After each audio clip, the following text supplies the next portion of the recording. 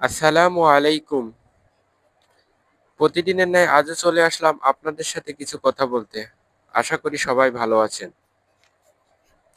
আজকের প্রতিপাদ্য মূল বিষয় হবে বেকারত্ব নিয়ে কিছু কথা বলা।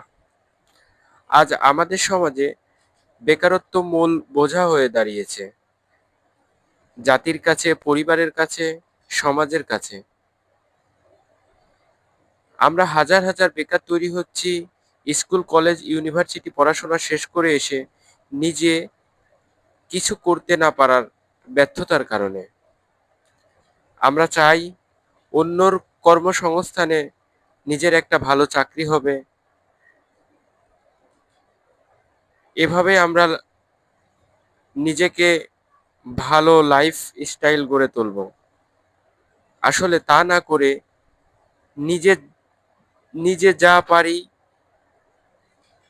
উদ্যোক্তামুখী হই। উদ্যোক্তামুখী মনোভাব আসলে আমাদের বেকারত্ব মুক্ত সমাজ গড়ে উঠবে। এভাবে আমাদের দেশ ও জাতি বেকারত্ব মুক্ত হবে।